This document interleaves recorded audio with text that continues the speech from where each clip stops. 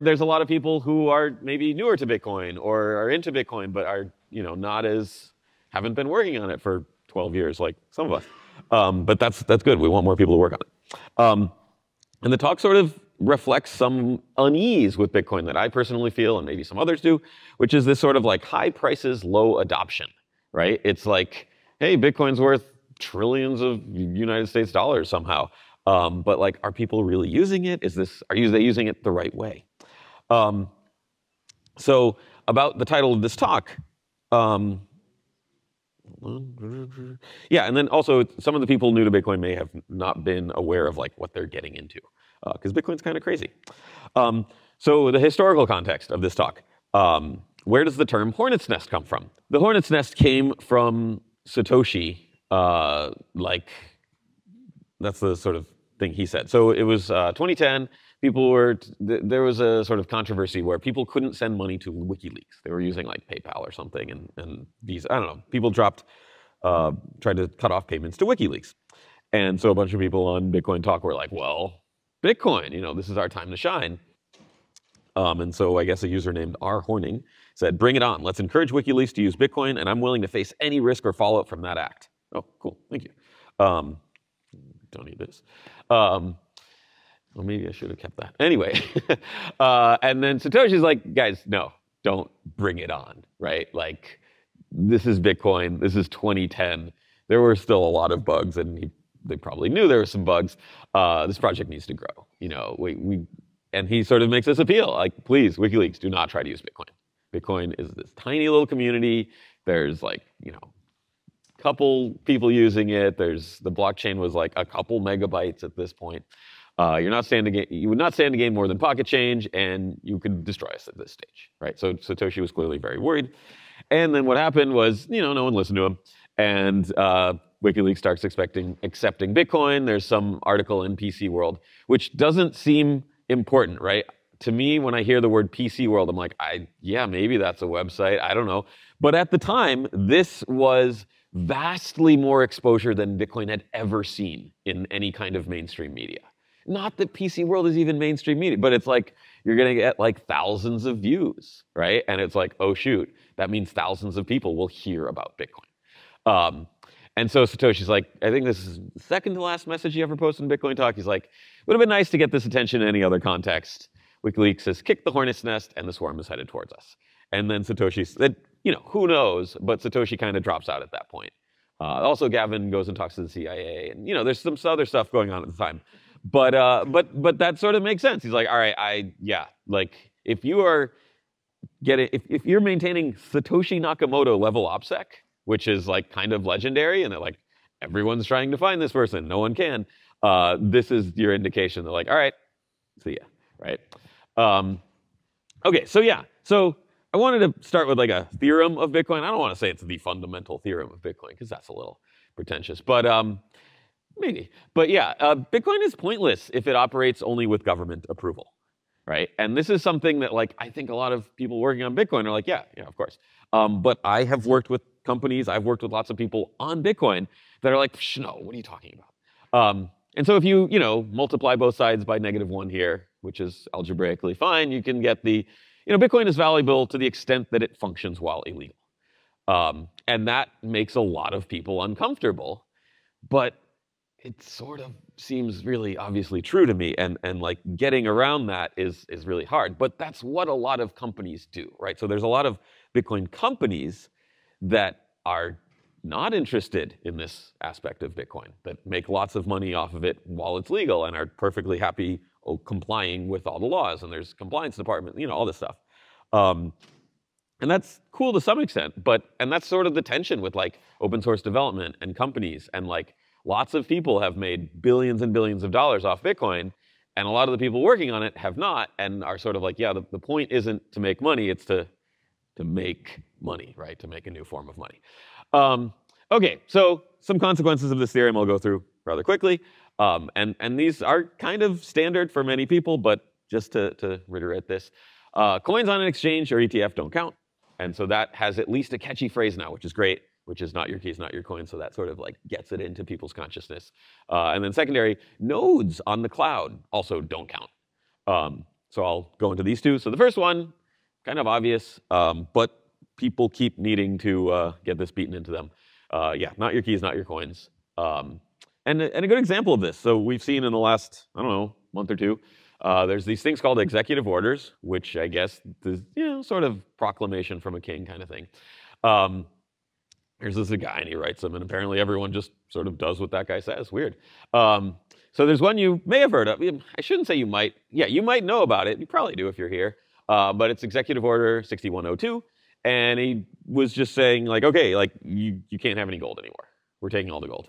And I'm putting it in crypto terms, because it does seem like a sort of crypto-y thing where they just take all the XAUs and then they airdrop $20.67 for every XAU they took, and then immediately rug all the XAU holders and USD holders, really both, because there are no more XAU holders. They converted it all to USD, and then they rug everyone, and not quite half, but they tank the price by almost half, and then still don't let you have XAUs. And this was on the internet, Twitter, whatever, the Mike Saylor guy, and he was saying, oh, that didn't really happen. Then I remember my dad, I showed it, my dad was looking at it. My dad, who's, alive very much, is like, no, like, I remember this. He wasn't alive in 1933, but this was law, this was the rule until, I actually don't know, 70s, I think. And so my dad was like, no, I remember when I was a kid, there was one of my friends and they had gold. And it was like this, whoa, his dad has like gold coins and they're illegal. And it was kind of cool. And the kids would like see like, whoa, it's a gold coin. But it was like illegal to do that. And so it was kind of this thing. And so he's like, yeah, I remember when it was like, now it's legal. It's like, oh, cool. So this was very much a thing for like decades and, people's lives. And nothing about Bitcoin really inherently prevents Executive Order 21,061,002. If the government, I don't know, just especially seeing what's happening now, if the government tells an exchange, like, give us all the keys, they're just going to give all the keys, right? There's no, yeah. So what advantage does Bitcoin have over gold in this case? I guess that it's easier to hold it and hide it, as my dad's friend's dad did back in the 70s or whatever. It's easier to hide, I guess. You can have a, seed phrase in your brain. You can do things like that. That's pretty cool. It's also invisible, right? You can't like see that people are transacting with it as easily. So that's actually a great advantage and maybe enough to sort of help stave this off. And it's kind of interesting because like a lot of people in Bitcoin world are like decry fiat. And they're like, oh, 1971 Nixon shock. And like, the world was okay until they sort of decoupled from the gold standard. I mean, this is obviously way before I was around, but I kind of am skeptical of that because it's like, well, the world was using gold for thousands of years, and it didn't seem like it was that much better in that, like, you had to Mt. Gox all the time, like hundreds of times throughout history, people put their gold in the bank, and then the bank keeps it, and just like we were saying, executive order. So it's like, well, yeah, maybe things got worse when you sort of completely decouple, but it wasn't like gold was operating the way we often think Bitcoin should, and everyone has their own things. So yeah, gold is still, and similar, gold still retains its properties when it's illegal, but that wasn't enough, right? It wasn't enough for gold to like keep the standard. And so I think the same could apply to Bitcoin. If you're thinking like, oh, well, we'll have Bitcoin, and yeah, maybe everyone's just using ETFs, and maybe everyone's using custodians, but we'll still be able to maintain this scarcity and this freedom. Why, right? If you're mimicking the exact same thing gold was, where it's like 99% held by giant custodians and stuff like ETFs, it seems like the same thing, right? We need to sort of, the only advantage Bitcoin seems to have over gold is that you have this ability to like transact it privately and store it secretly and things like that. Issuance, yeah, some people are really fixated on the 21 million and like they keep mining new gold. I personally don't care about that aspect, but yeah. Anyway, okay, so the other part is the cloud. And so like there's, stickers. Sometimes at MIT, like there is no cloud. It's just someone else's computer. But a lot of companies don't think this way. And have lots of, and if you just run Bitcoin Core and check where your peers are, so many of them are on cloud nodes. yeah, so why run a node at all? And just to make sure, like a lot of people say that it helps the network a little, but really it's the only way to know that you have Bitcoin. If you're not running a node, you're relying on someone else to run a node, right? There's no centralized entity. It's just, do I have Bitcoin? Well, ask a node, and you should ask your own. But yeah, if you need any convincing that cloud nodes don't count, you can just sort of zoom out and scroll down a little, and you'll find the gulf of something. This happened, I don't know, a month or two ago. I was like, what? And no one required Google to do this, right? No one held a gun to their head. They just said, yeah, there's no more Gulf of Mexico. And so it's just like, that was it. There's just nothing. And so like, I don't even know that any government has to tell them to modify all the Bitcoin core nodes running on GCP. They might just do it because they think that will help them somehow. I don't know. So yeah, it's like, you can't trust these guys, come on. And as an example, this was like, what, 3 days ago? I was making the slide and sort of add this last minute. But yeah, Google Groups sort of banned the Bitcoin development mailing list. And then they got it back a day or two later. I don't know. But yeah, you're relying on these giant corporations that like don't align with the goals of Bitcoin. Okay, so yeah, the cloud can just tell you have a bunch of Bitcoin, and all the hard work from all those core developers working on this like verification is just gone. And a lot of these, core developers are, here and talk to them and understand like how much work goes into like making sure that like if the node says you have a Bitcoin, you definitely have a Bitcoin. Okay, and then oh yeah, this I put in the end. iPhones, guys, I don't know. Like, if you have a wallet, like, I don't even think there's any nodes on iPhone. I don't think Apple will let you, or if that's even a thing. But yeah, it's real popular, and I totally understand why. And that's such the frustrating part. Like, Apple has the best chips, right? I don't have a Mac. If I had had a MacBook, it probably would have just like showed up right there. But I have this weird Linux thing, and it doesn't work as well, and it's slow, and the battery runs out in like 3 hours. But you can run Bitcoin on it, So yeah, iPhones, Apple definitely has root, and you don't. Okay, so yeah, if run a node, right? Like Micro Center's down the street. We were talking, maybe we should do like a field trip to Micro Center because it's a cool store.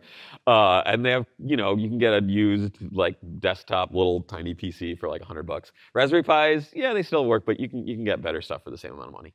Also, I want to shill the project I have been working on for a while called UTXO, which the goal is to like help people run nodes. It runs nodes with much less data. Faster IBD, or initial block download, so you sync up to the network much faster. The downside is you do have an increase. I say small. In worst case, it's like double, but there's a lot of techniques to bring that down, where you download more, but you store less. And so it's a good trade-off for a lot of people that like have some crummy old computer, but have an okay internet connection. If you have a fancy fast computer and a very slow internet connection, this won't help though. But in a lot of cases, it will. And so if you're interested in UTXO, we have calls every Monday usually. There's GitHub, there's people working on it. I think it's a pretty cool project. Okay, so yeah, and then those are sort of the things, lessons people learn, and then the latter half is sort of what is the current state of Bitcoin, what's going on right now. So yeah, who's using Bitcoin? So I got this screenshot yesterday. And blocks are mostly empty throughout the day. I mean, there's some full ones. Satoshi, the average fee is 0 to 2 to 1 Satoshis per VByte. There's basically no fees. We're in danger. This is not how it was intended to work, I guess. You kind of need a persistent fee market for Bitcoin to be secure long term. And it's 16 years in, and we don't see that right now. So that's kind of concerning.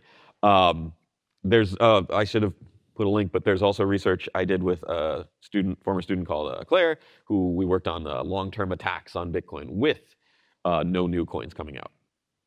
And I can post a link to that. That was actually, no, I presented it last year at this. So you can go look at that video. Because she unfortunately had COVID, and so she couldn't present it herself, and now she's off, has graduated. But yeah, it's an interesting, this is a problem long term. And so yeah, we might be able to like soft fork to smaller block size to get the fees up, and I'm sure Luke Jr. would love that. But this is then at that point you're protecting a very small amount of transactions, right? And sort of it just feels weird that it's worth so much and there's so much interest, and yet usage is like this. There's also some weird stuff that's been happening. If you read the news, I don't know. There's this like strategic Bitcoin reserve a couple weeks ago. I don't really get it. I mean, on this, at one hand, sure. Like, if you have a .gov internet node, you get the same ins and the same headers and the same blocks as every other node, right? But does Gov want to influence Bitcoin? Are they going to start making PRs to the GitHub repos? I don't know. This is sort of the question I had a few years earlier when like El Salvador was like, we're into Bitcoin. And I was like, that's cool. You can use it. But like, I'm not that into big governments and, you know, that kind of thing. And so it was weird. We went to El Salvador and there's like Bukele, and I was like, I'm not going to this. Anyway, but yeah, like what's going to happen? Does this like define Bitcoin? Are they going to like, what does it mean? What does Bitcoin mean? Like people were arguing about this a couple of years ago with like Bitcoin Cash and Bitcoin SV and stuff like that. They're like, no, this is Bitcoin. Does the government define what they mean, or they just sort of defer to like the core dev maintainers, some of whom are here at this conference, you know? Will they make a US official Bitcoin client? This is like the bitcoin.gov. And is it FIPS 140.3? And are they going to push for post-quantum? Because that's sort of a thing the government's into. And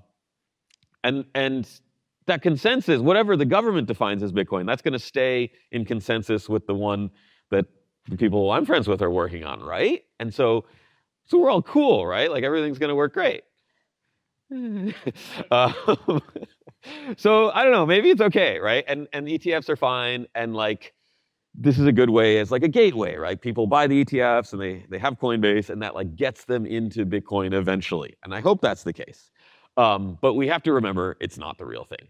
And so I think an analogy is like thinking that Bitcoin ETFs will save you and offer you financial freedom is sort of like thinking no one's going to mess with me. You know how many shares of Northrop Grumman I've got? You know how many shares of Lockheed Martin I hold? Like, no one can touch me. It's like, that doesn't... Anyway, yeah, so the last couple slides, what we're up against. I don't really understand why authoritarians and governments would like Bitcoin. It makes no sense to me. I think they just don't understand it. When used properly, and that's a big asterisk, it gives enormous power to individuals, right? It's like, it is like gold, and gold, you know, but even better. It's like you can hide it, you can put it in your brain, you can send it, and no one knows. It's amazing. It's freedom tech. That's great. But is it being used properly, right? And why do I get to define that? If the ETFs are the scaling solution, then yeah, sure, like governments can be totally fine with it. It can be controlled exactly the same way gold was, and they're used to that. It fits in perfectly. So yeah, so in some ways the odds are against us, right? There's millions and millions of coins held by custodians right now. I don't know, is it the majority? Maybe, it's a lot. And then there's like open source developers who, you know, are doing amazing work, and I do what I can. But you're up against like these trillion-dollar companies, right? And they have different incentives, and some of them interact with Bitcoin, most of them don't really. And now there's governments getting involved, and the governments are not trillion-dollar, like they make up money out of thin air, and so they have a lot of resources. But here's what we got. The universe seems to some extent be on our side, which is really cool. One-way functions seem to exist. We have no proof, but hashes seem to work, and these cryptography things seem to actually work the way we're using them. And open source development is amazing. Bitcoin is not inevitable. That's one of the things that sort of frustrates me in like online. People are like, Bitcoin's inevitable. It's going to take over the world. It's like, no, we're working on it really hard, but like, it can fail. This is not an inevitable. If it was inevitable, why are we doing all this work on it? You know, let's just like chill. So it's not inevitable, but it does have a pretty good shot. Okay, so the conclusion, I would say, meet people, talk to them, get decentralized. You know, if I don't have an exchange account, but like you can exchange with people here. That's the Bitcoin trading I've done. Sometimes it seems kind of sketchy. You know, MIT Bitcoin Club, people coming in with wads of hundreds and trading, and it's like, But hey, that's cool. But yeah, run Bitcoin, work on it, save it, spend it, or like do whatever, because like it's freedom tech, and I can't tell you what to do. So do whatever. Okay, thanks for listening. Do we have? Go on. Have time? Okay. Yeah. So we have a minute or two for questions. Hey guys, we can take a couple of questions. Yes, on one of your slides, you have, or maybe ETF or the scaling solution, which seems to imply that we need to scale outside of governments, otherwise it's a threat to the network. Yeah. That seems inconsistent with the previous slide, which is there's not a lot of demand to just use Bitcoin. Is scaling really necessary? Isn't the issue that nobody wants to use it anyways? Yeah, I mean, that is the biggest problem. I think if you had, right, so people aren't using transactions on chain because they are using, I guess, ETFs, or that's enough for them. And so there isn't demand. It's like even Lightning Network, right? Like there's not a ton of usage because if fees are like 10 cents on chain, yeah, you could make a Lightning channel, or you could just go on chain. It really doesn't, it's you get the latency difference, but like it's no big deal. And so that's the problem. There's not as much push for scaling solutions because it's like, yeah, we'll just use ETFs. And that's like very dangerous because ETFs aren't real Bitcoin. So yeah, so this is, I don't think it conflicts exactly, but it's like these are both part of the same problem. Like people aren't using it, they're using this other thing. And so that means you don't have to scale. But yeah, it's pretty scary. Given how big publicly owned mining companies have become over the last cycle, like where do you think miners' vulnerability to regulatory requirements or intervention by government kind of fits into this? Yeah, I think miners are often pretty vulnerable. They're pretty out there and pretty well known. I don't worry as much about it because I don't think Bitcoin is as vulnerable to like taking out miners. Because we saw, was it like 2022? A couple of years ago, China sort of was like, all right, miners, get out of here. And the hash rate dropped by like more than half. It was really pretty dramatic. But Bitcoin sort of, as a user, if you're using it, it was maybe noticeable that block times, got a little longer.